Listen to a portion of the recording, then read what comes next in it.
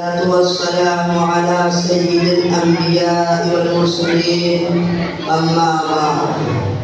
قال النبي صلى الله عليه وسلم: حب الوطن من الإيمان، أو كما قال عليه السلام. غلط الزام ہے ہم پر کہ وفاداری نہیں کرتے. ارے ہم محبت بانٹتے ہیں، اداکاری نہیں کرتے. برا وقت جب بھی آیا ہے وطن پر، اے وطن والو، برا وقت جب بھی آیا ہے وطن پر، اے وطن والو، ہم اپنی جان دے دیتے ہیں، غداری نہیں کرتے. معزز سامعین کرام اور اسٹیج پر تشریف فرما میرے اساتذہ کرام اور جملہ طلباء، جیسا کہ آپ سبھی کو معلوم ہے 15 اگست یوم آزادی یہ ہمارے ملک ہندوستان کی تاریخ میں نہایت ہی اہمیت کا دن ہے، اور آپ یہ بھی جانتے ہیں کہ اس دن ہمارا ملک آزاد ہوا تھا.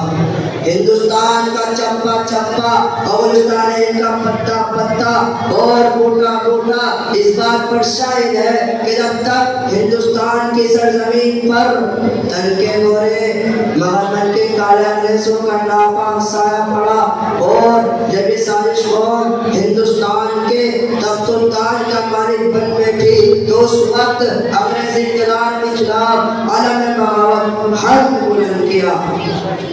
اس ملک کو آزاد کرانے کے لیے ہم نے اپنے جسم کو لہو لہان کرایا.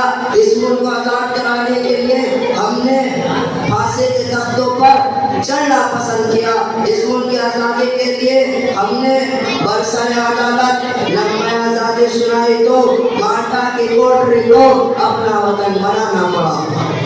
میرے محترم دوستو، اس طرح صدیوں غلاموں کے بعد یہ ملک ہندوستان ہماری قربانی کی بدولت انگریز اقتدار سے آزاد ہوا، اور ہم نے جمہوریت کا فیصلہ بہت سوچ سمجھ کر کیا، تاکہ مختلف مسائل واقعات اور نظریات و عقائد کے کروڑوں ہندوستانی آزادی کی حقیقی دولت سے سرفراز ہو سکے.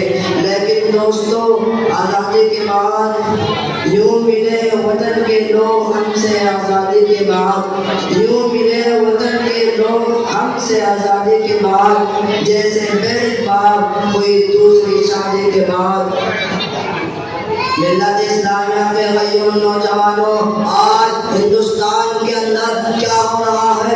آزادی کے بعد سے لے کر آج تک مسلمانوں کے ساتھ کس طرح کا رویہ اختیار کیا جاتا ہے؟ مسلمانوں کے خلاف کیسے کیسے ہتھیار استعمال کیے جا رہے ہیں؟ ارے کبھی گورکشن کے نام پر مسلمانوں کو قتل کر دیا جاتا ہے، کبھی شک و شبہ کی بنیاد پر ہمارے نوجوانوں کو موت کے گھاٹ اتار دیا جاتا ہے، تو کبھی ہماری ماں بہنوں کی عفت و عزت سے کھلواڑ کیا جاتا ہے، تو کبھی ہمارے معصوم بچوں کو گاجر مونی کی طرح کاٹ دیا جاتا ہے، تو کبھی ہماری مساجد کو مسمار کیا جا رہا ہے، تو کبھی ہمارے مساجد پر شک کی نظر ڈالی جا رہی ہے. اور حد تو یہ ہو چکی ہے کہ آج ہمارے شریعت میں مداخلت کی جا رہی ہے. میرے محترم دوستو، میں بتانا چاہتا ہوں ان فرقہ پرست طاقتوں کو اور جہاد کے دشمنوں کو اور سیکولرزم کے نام پر سیاست کی روٹی سینکنے والوں کو کہ کان کھول کر سن لو کہ جب تک ہندوستان کی سرزمین پر ایک کلمہ پڑھنے والا موجود رہے گا، خدا کی قسم اپنی شریعت پر عمل کرتا رہے گا. کوئی ماں کا لال ایسا پیدا نہیں ہوا جو ہم کو اپنی شریعت پر عمل کرنے سے روک سکے. ارے ہم آج بھی عمل کرتے ہیں، کل بھی کرتے تھے اور مزید عمل تک عمل کرتے رہیں گے، کہہ دو انشاءاللہ. اور دوستو، ہم کل بھی اپنے اس ملک کی آزادی کے لیے سوئی پر چڑھتے تھے، آج بھی چڑھ سکتے ہیں. کل بھی اس ملک کی آزادی کے لیے پھانسی کے پھندوں کو چومنا پسند کرتے تھے، آج بھی کر سکتے ہیں. کل بھی اس ملک کی آزادی کے لیے توپوں اور ٹینکوں کا مقابلہ کیا کرتے تھے آج بھی کر سکتے ہیں، لیکن ہم نے مذہب و ملت اور دین و دھرم پر آج نہیں آنے دے سکتے۔ ارے مظلوم صحیح مجبور نہیں ہیں ہم، ارے مظلوم صحیح مجبور نہیں ہیں ہم، اور شریعت پر آج آئے تو بابا ہم بھی ضد پر آ جائیں گے۔ ملت اسلامیہ کے بھائیوں نوجوانوں، آج ہندوستان کے اندر کیسے حالات ہے، آج ہندوستان کے اندر کیا ہو رہا ہے، ہر طرف سازشیں، ہر طرف سازشیں۔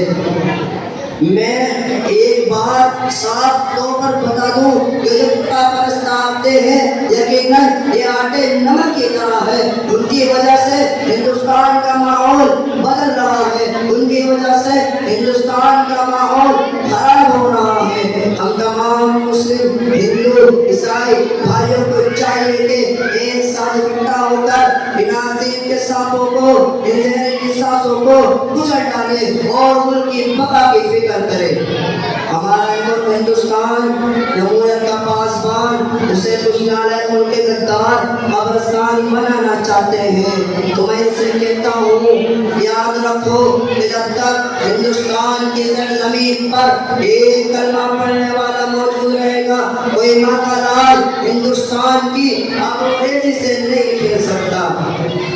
ارے جب بھی ہندوستان کو ضرورت پڑے، ارے جب بھی ہندوستان کے چپے چپے کو ضرورت پڑی تو ہمارے لال آگے بڑھے، کبھی ویر عبد الحمید کی شکل میں، کبھی خان عبد الغفور کی شکل میں، تو کبھی حضرت مولانا قاسم نانوتوی کی شکل میں، تو کبھی حضرت جعفر کی شکل میں، تو کبھی حضرت شیخ الہند کی شکل میں، تو کبھی حضرت مولانا محمود کی شکل میں، تو کبھی حضرت عبدالکلام کی شکل میں، تو کبھی بہبت کی شکل میں۔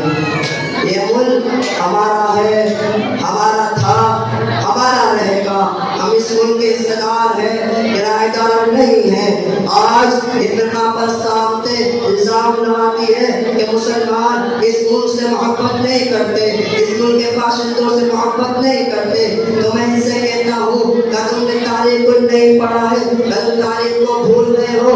آؤ میں تم کو تاریخ بتاتا ہوں کہ ابوالکلام آزاد نے جب سب کو خطاب کر کے فرمایا تھا کہ اگر کوئی بڑا سے بڑا شخص آ کر مجھ سے یہ کہے کہ اگر ہندوستان کو آزادی مل جائے گی بشرط یہ ہے کہ ہندو مسلم محبت کی بات کرنا چھوڑ دو۔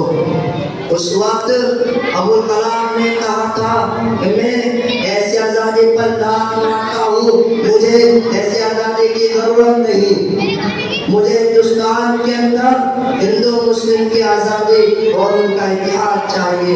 یہ پیغام دیا تھا ہم نے ان کو۔ اپنی تقریر کو شعر ساتھ ختم کرتا ہوں۔